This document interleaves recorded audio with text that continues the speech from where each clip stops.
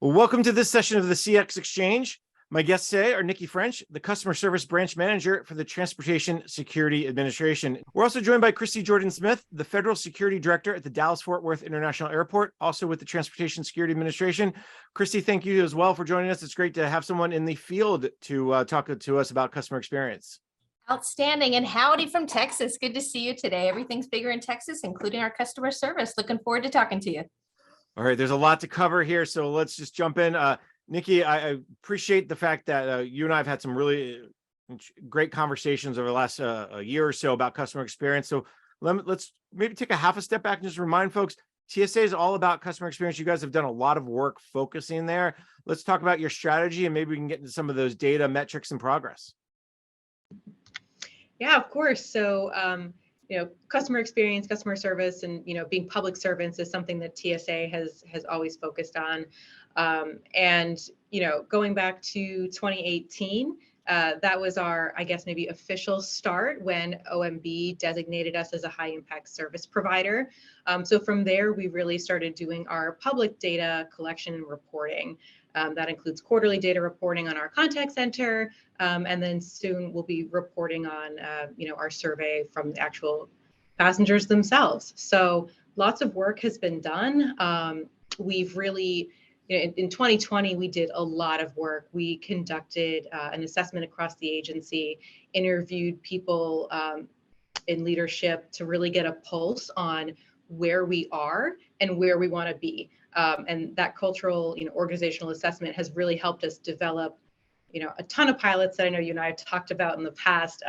Some focused on data and metrics, some focused on the field, and then some on actual data collection, like the survey. So, yeah, we've done a lot over the years, and as the federal government has become more and more focused on CX, that's just helped grow our program here.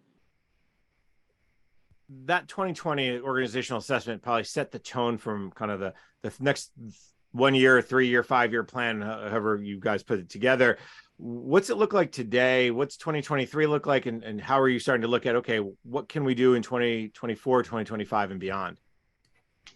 Yeah, so it's really important, of course, to not conduct CX in a vacuum, right? So we have our survey data from 2019, but the big thing that's going to help us in, the rest of 23, 24, 25 is going to be the survey results that we're going to obtain this year. So we're doing our survey the first couple weeks of May. We'll have those results in the fall, and then we're going to develop action plans based on the feedback that we receive.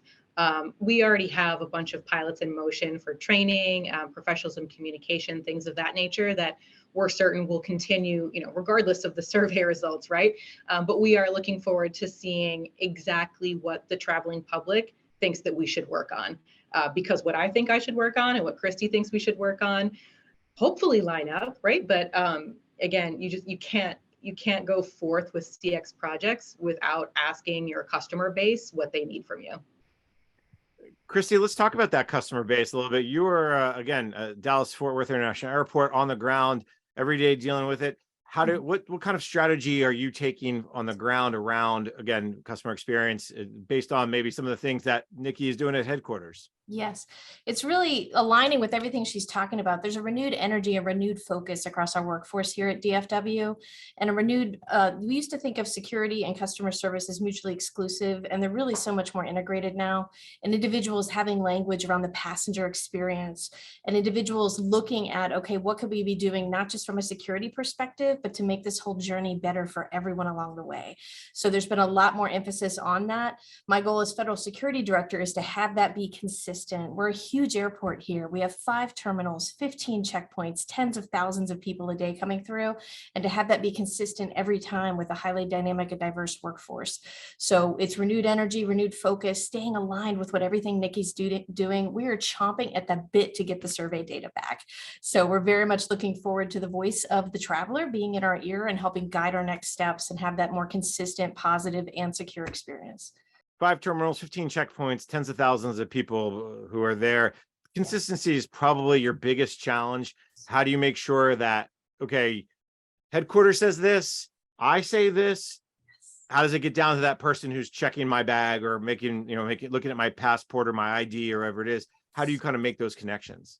with two-way communication. We have standards, direction, overall aspects we're trying to accomplish from headquarters, implementing those, getting those out to the workforce, and then hearing back, how is that working?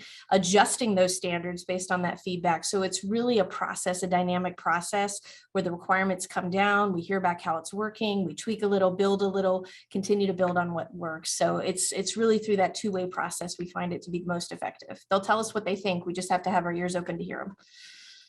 I appreciate your fact that you said two-way communication and hearing what works and then adjusting.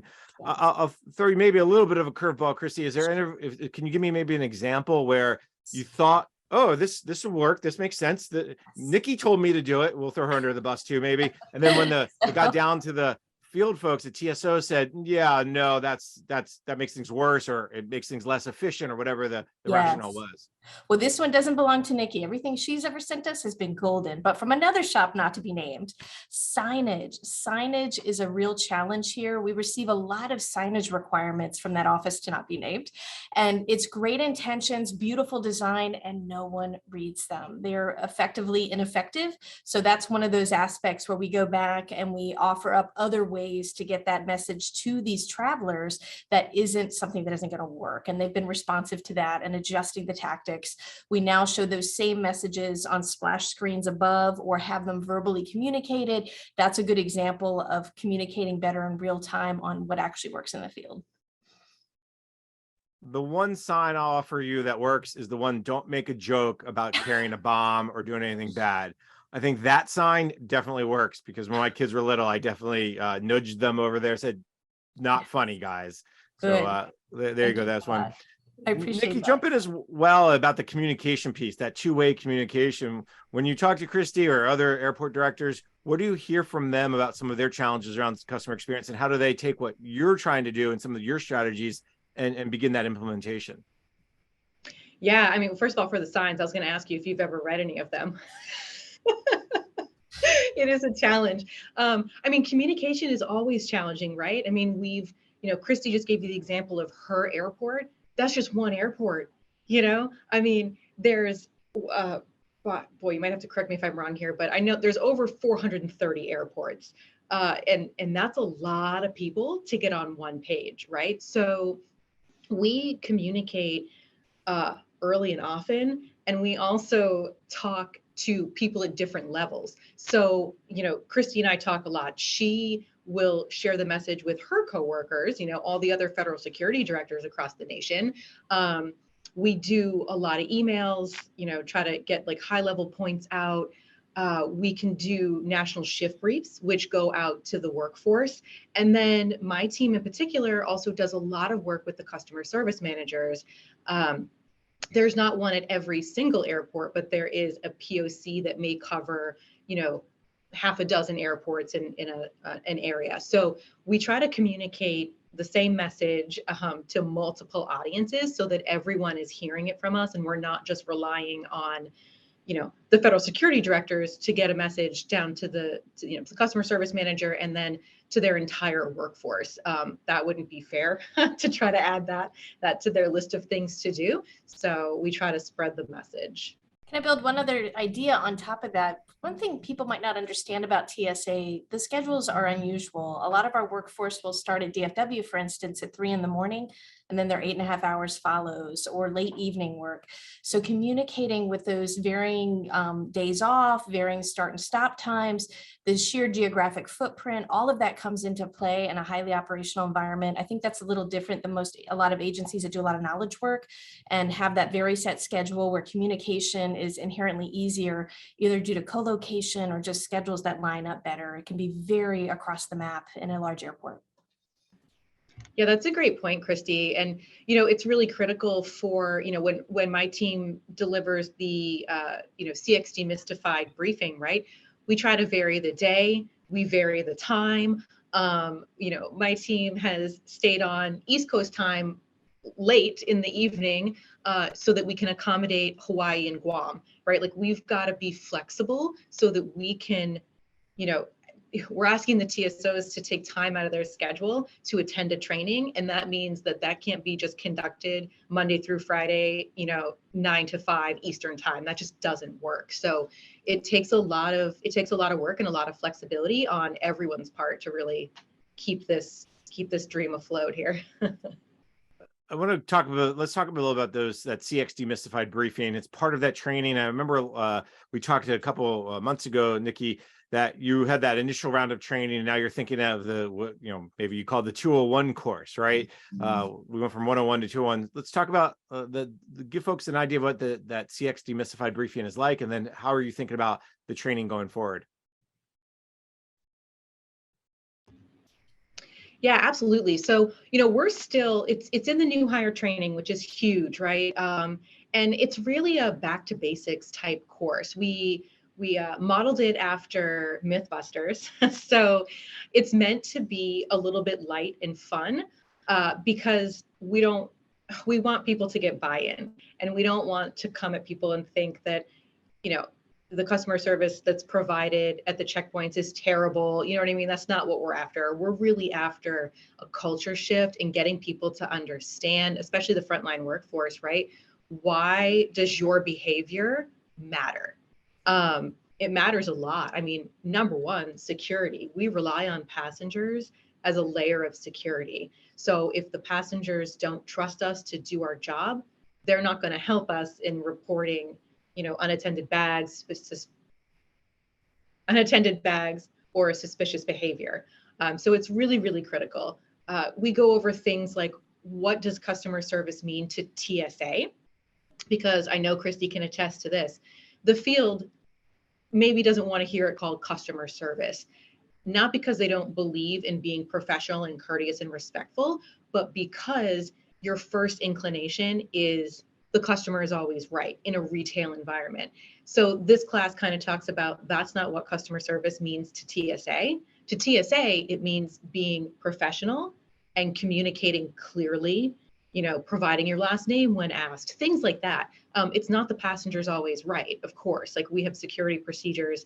Just because, you want to take a knife, right? I'm not going to let you take a knife just because you're upset about it. That's never going to happen.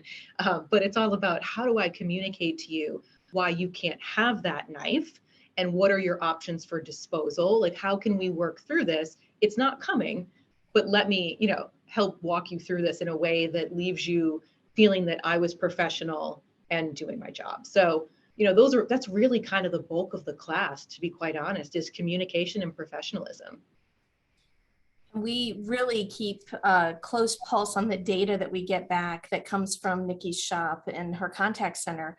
We get a rich trove of data that we mine and look for trends. And most often the complaints aren't about what we said, it's how we said it. And we own that, we take it back, we go back, we reevaluate, and there's really a lot of one-on-one coaching that happens in the wake of that. But you've got to use that data to drive those conversations and have the individual on the other side of those conversations really believe in the why this is important piece. It does ultimately elevate security if we have a calmer environment, everyone knows what to expect, and the traveler really understands what needs to happen as they go through the process in a very dignified way. So that is just so important to continue to use that data to drive those conversations here at DFW. Kriste, I want to delve into this idea of one-on-one coaching. I don't know how many TSOs you have, probably a few. Is it when there's a problem you do one-on-one coaching, or when there is, hey, this seems to be a trend that we're seeing, let's bring in a shift an hour early and we'll walk them through some scenarios, some role playing? How does it work? It's a little bit of everything. And just for the record, we have over 1,000 here that we're talking about. So it is a large group of people here at DFW. And in terms of how those conversations happen, I'm a big fan on focusing on what's going right? So how do we celebrate our compliments? Because that is also a huge part of our data. Our customer service quality improvement manager, our passenger experience manager, as I call them for vernacular reasons we discussed earlier, passenger experience manager, provides compliment data to the officer and their chain of command so they can celebrate what went well, have a conversation during their shift brief on that, and really learn as an entire checkpoint what went right. We also take that data that did not go well, those complaints, those trends, but we take that also with a grain of salt, because if someone is complaining, complaints are rare, they're too rare, and they're not meaningful enough. We'll have trends and we'll have overarching aspects, but it almost always boils down to the same thing: how we said it.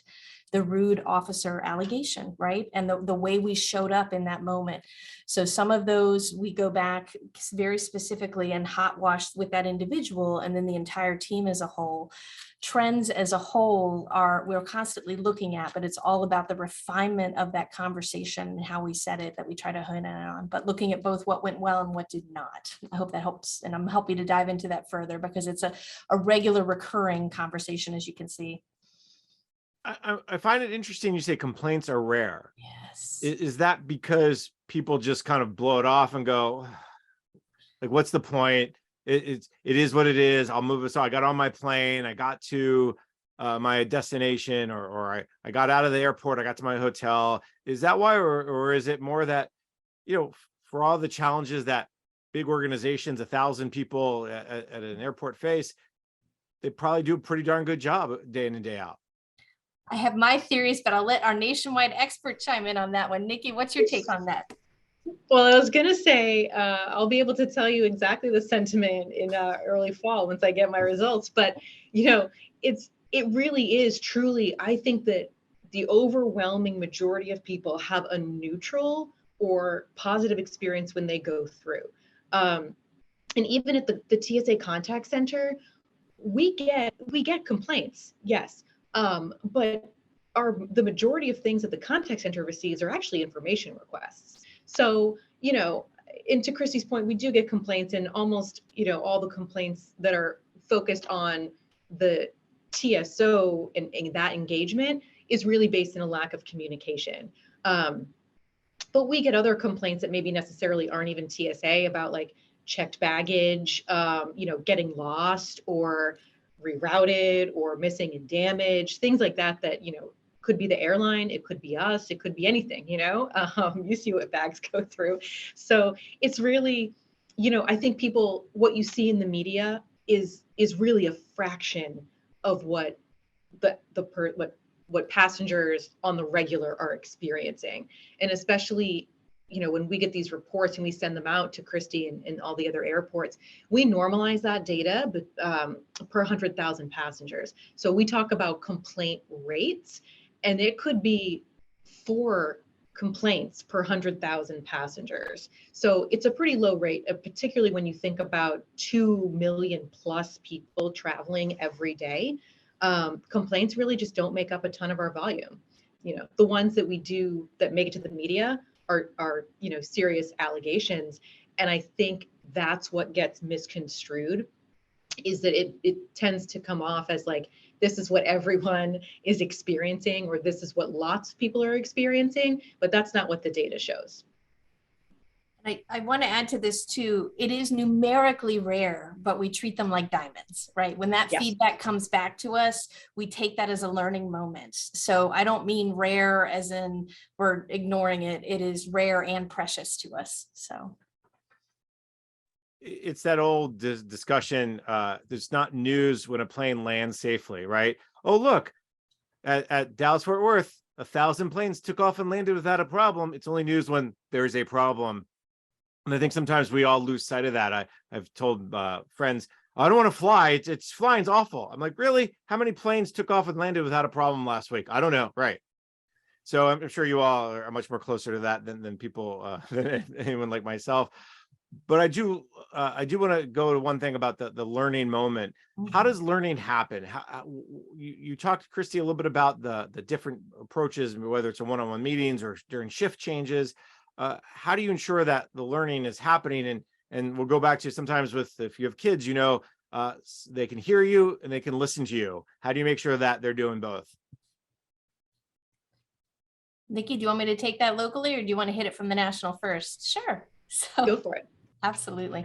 So how do you ensure that they hear you and that it's being followed up on? Is that really the piece there? And it's not just that I got an email and I read it and communicate better. how do you ensure that they actually are doing that? And then dealing with that, you're dealing with a wide workforce, people with different, TSOs have tough jobs. We know that they don't get paid enough. And I know there's some fixes potentially happening, but it's not an easy job by any means. So there's a lot of other pieces and parts that play into, oh, now you want me to be a customer experience service, expert too. So how do you ensure that message is definitely sinks in and gets down to the 3 a.m. person as well as the 3 p.m. person? I really see all of these as much more interrelated when we're talking sustainment as well, and continuous improvement and sustainment. That's really what we're talking about, right? So I see that is a much broader conversation, because to me, it's the old adage, EX equals CX, right? So employee engagement drives your customer experience. And if you have employees who are engaged, who are respected, who really enjoy what they do every day and know that we're going to have their back when the difficult situations arise, that engaged employee is going to perform better. And customer experience, passenger experience is just another type of performance, right? So you have to have a culture where those employees are valued, appreciated, able to promote, have decent salaries, all of those things. And that's a huge part of the emphasis of everything that we do here, is that employee culture piece that drives all the rest of this. I would also suggest that our evidence of sustainability will come from this survey. So I want this baseline so badly, I'm aching. So can you see that we really want that data? Because that really starts to have a very finite conversation about mapping all of these great intents and concepts back to what the traveler truly wants and needs from us. So it's a broader picture with employee engagement, with data driven, but it is a sustainment and continuous improvement journey that we're all on. Niki, let's take it from the 50,000 foot view, because as you said, there's more than 400 airports. You and Kriste may be friendly, and Kriste is a good person, but the other person over in Des Moines, Iowa, may not have as strong as a belief as Kriste does in customer experience, and maybe doesn't believe the EX equals CX formula. Yeah, I mean, first of all, I'd love to clone Kriste and just make 400 and 29 other Kristes and just have her everywhere. But no, we do have a lot of great CX champions across the country, which is fantastic.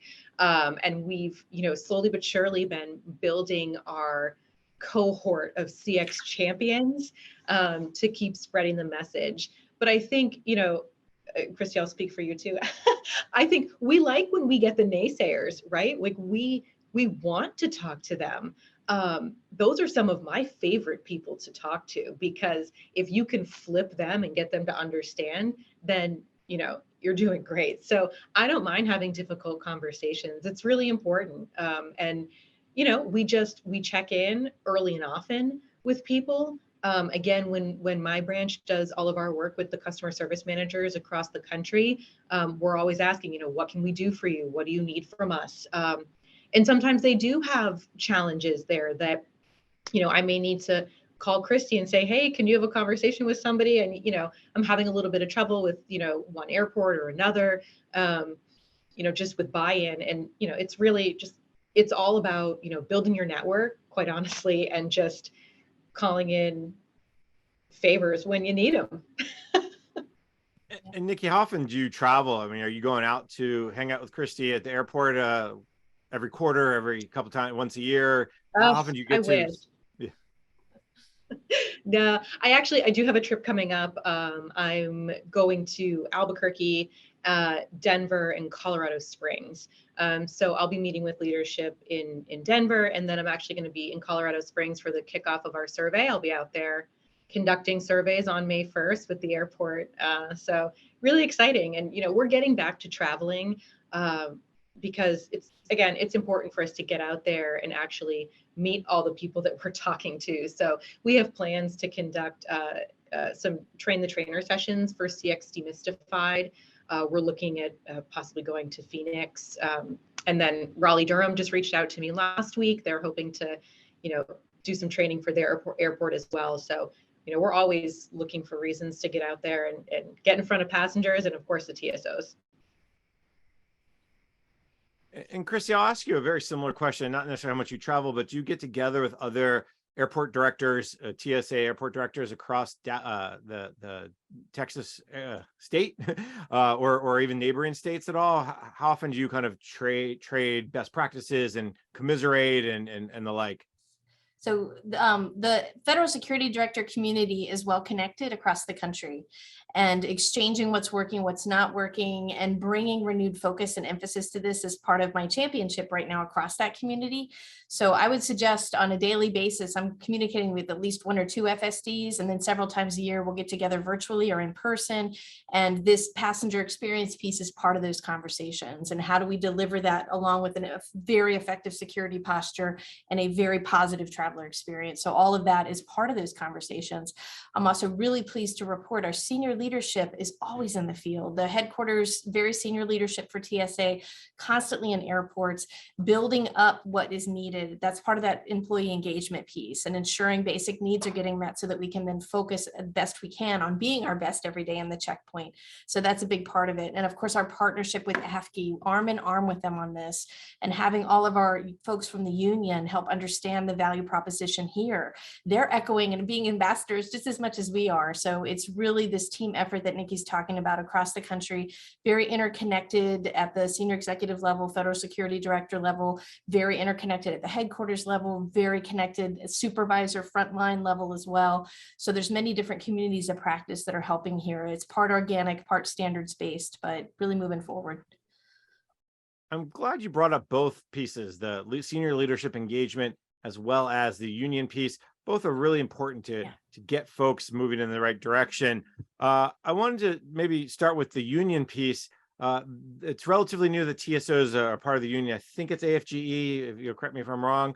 How's that relationship been in terms of when you talk about customer experience and customer service? And then I'll ask, and both Niki can jump in here too, and I'll ask as well about the senior leadership kind of pushing down, if you will, in a good way. Just locally here at DFW, especially, AFSCME has been such a tremendous partner and thought champion on these topics, and they understand the value proposition of a great traveler experience, how it enhances security objectives, and the officers have a better job at the end of the day as well. So all of that has been tremendous in terms of that. But I really want to emphasize it takes a village too here at the local level. So obviously DFW Airport, our airlines, our airport partner, all of the folks here, we partner very closely with CBP and how they do this. So the whole community here coming together and rallying together around these themes is a big part of it. So I'll pause there. And Niki, from your perspective as well, I mean, how closely are you working with the federal unions and TSO representatives? I actually have not engaged with the unions at all because the employees that I work with, the customer service managers, are not in the union. So it's not a group that I've actually had the pleasure of engaging with. So I'm glad it's working great for Kriste. That's fantastic news. Right. And who knows, from our interview, maybe you'll get that call now to begin that engagement a little bit too. The other side of the coin, of course, is the leadership. And I know it's something that the administrator of TSA has talked about. So maybe, Niki, start with how the support you're getting around this from both the TSA leadership, but also maybe even higher up across DHS more broadly. Yeah, we have a lot of great support here at TSA. The administrator, it just mentioned customer experience last week. He holds town halls monthly, which is really awesome, where he speaks to the entire workforce. It's a recorded session. So even if, all the different shifts, you can always come back and listen to the latest administrator's town hall. So it's been great. I think he's a great champion. He really sees the importance of the customer experience and the linkage between, building trust with the passengers and how that helps increase security. Outside of that, DHS has been an absolutely fantastic partner. They are building out their CX directorate now. So it's been amazing. They have, we just started 3 different secretary priority working groups. We also have a monthly steering committee meeting. And I talk to the DHS CX team at least once a day. So we're really, really attached at the hip. And then beyond that, the OMB CX team is also a fantastic partner. We just had our deep dive meeting with them 2 weeks ago, and it's great. I mean, they love to they want to know what we're doing, but not in a big brother crazy oversight way. They're very, very much interested in helping TSA improve. So they're always focused on, what do you need from me and how can I help you get your job done? So it's absolutely fantastic. I love working with the OMB CX team and the DHS CX team. They're really great. And Kriste, I'll just ask you the same question around the airport and the leadership at the airport, and whether or not it's TSA related, but even if it's just airport related, do you have constant conversations about employee experience and customer experience with well, in DC, we know it's the Metropolitan Airports Authority. I'm sure in Dallas Fort Worth, you have something similar. Yes, absolutely. The DFW Airport Authority and us are arm in arm when it comes to anything. They are huge on the customer experience. Obviously, that's really their focus, and we align with them on that focus. We get their data from their customer experience team and look at the trends that their data is showing we're about in terms of that. They're very transparent and open with their wait time data, which is incredibly valuable to us. We're very fortunate that they've invested in an automated wait time tool here so that folks can see ahead of time what to expect when coming into the checkpoints. And we can also use that to calibrate our operation and hot wash. So there's a free flow of ideas, information, data, all of that. We really partner with them closely. We share the same values here. We want the same things, and it's a privilege. I want to shift maybe just a little bit, because I want to build off something Niki just mentioned. Is obviously TSA understands the building of trust, increasing security. There's always a balance when you talk about security and customer experience. And I know, Kriste, you mentioned it earlier, they're not one or the other. It's how to find that right balance. So Niki, let me maybe start with you on this, and then Kriste can weigh in at the local level. How are you striving to find that balance? Because I'm sure there are some people at TSA who say, too many risks, you got to be kind of harder. We got to look at everything. We've got to really, press upon our TSOs to be 99.999999% great, or whatever the number is. Because let's be honest, none of us can be 100% all the time. Give me a sense of how that balance happens. Yeah, I mean, for me, it's really about explaining what customer service means. And I take it back to the communication piece. It's not about letting, the passenger's not right per se, but we've got to make sure that they understand, as a TSA officer, as a TSA employee, or any federal government employee, really, you are a public servant. And so that is your job. You are there to serve the public. And yes, we focus on security, but, being professional and respectful, and clearly communicating, that all builds trust. So I don't think that there's nothing customer service that conflicts with security. It's really about how we phrase it and how we talk about it in the security context. And it's really just, I think just reusing the word customer service is just triggering for a lot of people, but it is what we're doing. I mean, professionalism is one of our core values at TSA. So that to me embodies everything customer service, right? If you're not being professional, then what are you doing? So it's really worked in there. It's in the fabric. It's just, now we're calling it out and we're highlighting it. We're drawing attention to it. That's really the only difference that I see. But Kriste, I'd be interested to see what you think about that as well. It is that baked into the fabric metaphor really works for me. And it also, the word balance doesn't work for me. I think of it as a blend, right? One of my catchphrases is just say no to false dichotomies, right? So it's not security or the customer experience. It is both, and we're blending them every day. So our standard operating procedures, our security protocols, that is what we do. The customer experience is how we do it. So blending those together, and the duty to do that. This is not a nice to have.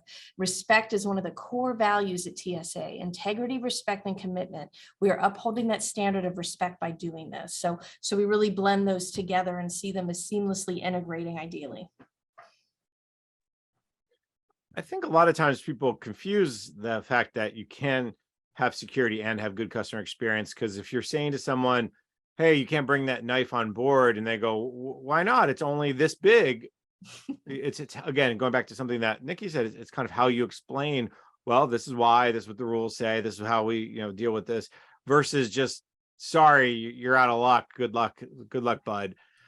Is that, do you have to teach people that part of what they need to do is that communication? Is that the biggest challenge to getting that blend, the right blend, if you will? It is. And you said it earlier, this is a tough job. You're on your feet all those hours. It's an intensive environment. The air conditioning doesn't always work here in North Texas. There's 1,000 reasons for things to be difficult that day. And your delivery of the individual, for instance, who wants to bring their prized carving knife through on Thanksgiving, right? So the how you do that has to continually be consistently polite anyway. So that is exactly the work. That is exactly the challenge, and why we find using compliments and complaints and hot washing and using that feedback to drive those conversations with supervisors who are supportive and coaching and giving that one-on-one feedback. It is absolutely a skill, and absolutely not everyone shows up with it day one. It's our job to get them there. Yeah. And, I just think back to my days on the checkpoint, and the first time someone brings the ice cold bottle of water through, you're like, hey, this was in your bag. But then maybe by the end of your shift, you've seen, you've stopped a million water bottles, right? And you pull it out and it's ice cold and you're like, oh my gosh, I just asked everybody if they had water in their bag. You know what I mean? And it's not okay for me to snap or be frustrated, but it's also, you've got to feel for these people. I mean, this job is really, really hard. And it's just kind of reiterating, when we're doing a training and we're talking about being professional, we understand the job is very, very difficult. And what we try to say is, when you're giving your advisements, right, before you conduct a bag search or a pat down, there's a whole list of things that you've got to say. There's still, I could probably still run through all of them from 2010 in my mind because it's just in there, but it's slowing down. It's explaining it to them because it's the 100th time that you've said it that day, but it could be the first time that passenger's ever hearing it. It could be the first time they've flown.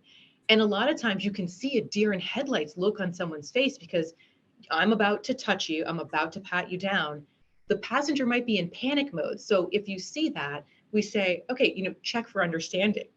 Did they actually hear you, or are they just overwhelmed? You may have to repeat things. You may have to take it slow. You have to check for understanding. So it's just about slowing down and recognizing that it's commonplace for you as the employee to do a pat down and a bag search, but for the passenger, it's not. So you got to just take the extra deep breath, perhaps, before you dive in. And be in a work environment where you're supported every day, and someone will call you out on it if you're not at your A game right now. So all of that is part of the culture piece we talked about earlier, which can help drive that consistency. Niki, I think you bring a really interesting point. It's you, the TSO says it 100 times, but we know, as Kriste said, no one reads the signs. So even it says, empty out all your water. Oh, I didn't realize I couldn't bring it in, or, and we're all a little guilty of it. Like, oh, I thought I emptied it out, or, oh, I forgot I had it, or it happens, but you're absolutely right. Niki, I just want to go back to one thing you mentioned as well, as the data piece. You're excited to get the new survey going.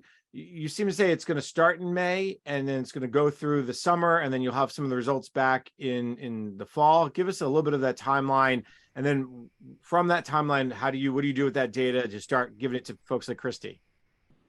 Yeah, sure. So we're conducting it at 16 airports across the country, which is fantastic. The survey that we did in 2019 had 5 airports, so we're really we're expanding quite a bit. We're conducting it over a 2-week period, so we will have data from the 1st to the 15th. That's our survey collection window. We did that. We want to make sure we're in and out prior to Memorial Day. We don't want to cause any lines, any backups, anything of that nature. Super important to TSA to make sure that you are not bothering any airport in the busy season. And then, yes, we will obviously need to take some time to analyze the data and really make sure that we're crossing all our I's or crossing our T's and dotting our I's.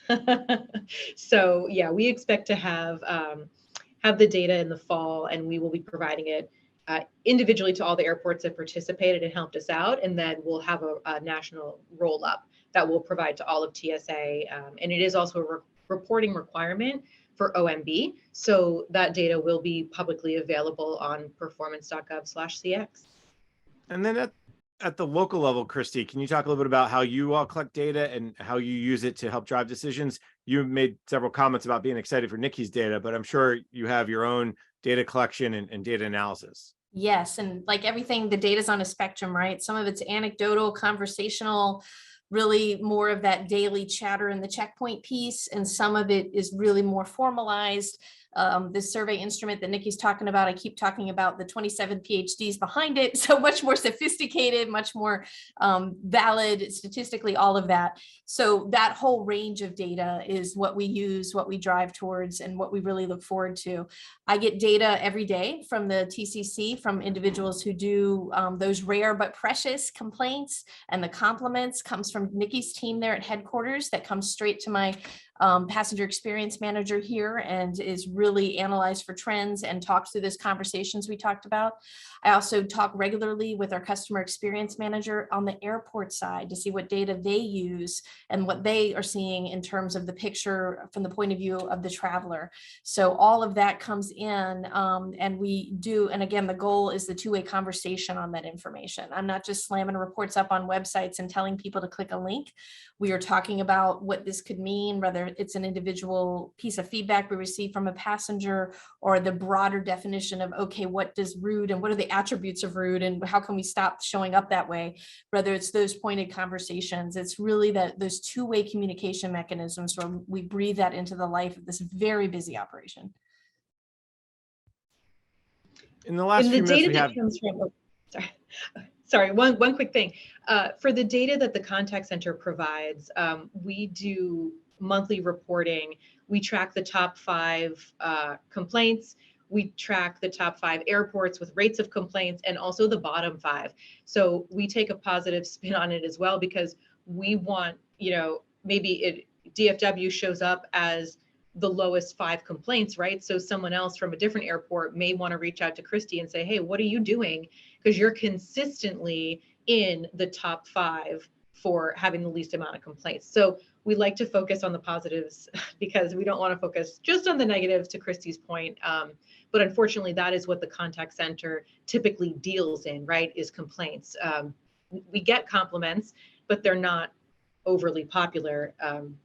And I think that's honestly just because if you have a neutral or good experience, people just don't take the time to reach back out and say, hey, that was great today, or nothing happened at the checkpoint. So, but that's why the survey is so important, because we're going to be asking people at the time of their screening how it went, which is data that we don't normally have access to because we're only hearing from the people that didn't have a good experience. In the last few minutes we have together, I just want to go maybe shift us a little bit. And Niki, you brought up the call center piece a couple of times, and call centers and other airports and such are starting to use chat bots and then start to look to social media platforms to help further communications. Niki, where are you today using chatbots? How's that working, and what difference is that making? And then kind of move us toward that other approaches to communications. Yeah, so we are picking up our market research for finding a virtual assistant to put on TSA.gov. So that is where we're headed. That is a commitment that is in the executive order as well, was for TSA to create a virtual assistant or chat feature for TSA.gov. So we're working on that. That technology is just changing so fast. We did some market research a few months ago and then had to switch gears into a different project, unfortunately. But just from that time to now, the technology has changed significantly. So we want to be extremely thoughtful about how about the technology that we procure. The last thing I want is to implement something that's outdated the second that we hit go live. So we're really looking to find, a vendor that can be flexible and work with us, and again, just keep up with the times for virtual assistants, because what we want is something that's conversational, and we want to prepare travelers for screening, because the screening experience really comes down to, did you know what you needed to do as the passenger and traveler to go through our screening? So yeah, it's going to be critical, and it's going to be really excited. It's taking longer than I would like, but we really want to make sure we do it right. That's my main focus, is making sure that we're choosing the right solution and we're launching it when it makes the most sense for us. Niki, I know you're not necessarily in the procurement world, the acquisition strategy, but you will now be getting lots of calls from vendors who say, I have the perfect chatbot for you. Is there anything you want to make sure that those vendors know before your email starts going out over the wire and your phone messages are blown up? Yeah, no, I mean, honestly, I'm excited for that. It's because we are still, we're still looking for people. We're still looking for different solutions. But conversational is really my number one requirement. I want to make sure that we're not just adding more volume to the contact center. Anyone who runs a contact center will tell you, obviously, you want everything at the self-service. You want as much going to self-service as possible, to free the agents up for the things that are more complex. So yeah, anything for information, TSA PreCheck is huge. We know we could help a lot more PreCheck folks with this virtual assistant, and that's one of the things that we're really looking forward to. And Kriste, let me ask you a similar question. Are you all through Dallas Fort Worth leaning on social media platforms or other channels to kind of get the word out? You mentioned signs don't necessarily work well. You have people maybe walking around, you have flashing boards, but are you also using other approaches to communications? Yes, we always have our public affairs specialist here who does send out messages, especially on how to get ready, summer travel tips, things like that. If folks know how to get ready, it really helps us. And I just advocate for all the folks on the line today. If you're not already a member of PreCheck, the benefits that come from that are huge. Several of you already are, but if you're not, please join tsa.gov. But we really use social media. We also look at social media sentiment as another feedback back on ourselves and how we're doing and how we're showing up in the checkpoint that way. So both, and then of course, tsa.gov has lots of those travel tips, the TSA app on your phone. Just getting travelers ready for their screening experience is a huge focal point for us, whether it's the federal employee traveling on business or federal employee on vacation. They can use any of those tools to get ready. There's a what can I bring feature on tsa.gov. We had a great question about hummus yesterday. The hummus is a spreadable product, and the old adage, if you can spill it, spread it, spray it, pump it, or pour it, that unfortunately follows the liquids rule. So all those guidance is on our website, but that's part of how we help do that through social, traditional and non-traditional media. Yes, TSA PreCheck is on my to-do list for this summer as well. So I will begin my work on that shortly. Niki, let me just give you the last word because we're almost out of time. When it comes to customer experience, when it comes to the EX equals CX formula, what recommendations would you offer to other agencies who are, again, we'll always say this, no one starts at 0, no one's at 100. They're always in somewhere in that continuum. What kind of advice would you offer to them? Oh boy, be resilient. I think that's the number one thing for me. Again, I've been working on this since 2018, and even then, I never would have thought that we would be where we are today. It's been a wild and crazy ride, and when I actually pause and look back, I think, wow, we've gotten so much accomplished. But I think it's because I never gave up. My team never gave up. It's just so incredibly important to us. And then I've met people like Kriste along the way who are just beyond thrilled and happy and supportive. And there's those people, there's Kristes at every organization, right? You just got to find them. So network, work across, and just don't give up. I think that's the biggest thing. It can be tiring, but when you have a second to look back, you can really just be thankful for all the work that you've done and all the partnerships you've made. Progress is made slowly, but it is made. And I think that's a great piece of advice not to lose sight of. Niki, Kriste, we've had a great conversation. Unfortunately, we are out of time for this session of the CX Exchange. So let me thank my guests. Niki French is the Customer Service Branch Manager for the Transportation Security Administration. And Kriste Jordan-Smith is the Federal Security Director at the Dallas-Fort Worth International Airport, also with the Transportation Security Administration. I'm Jason Miller, and you're listening to Federal News Network. Now let me send you back to the studio for more from the CX Exchange.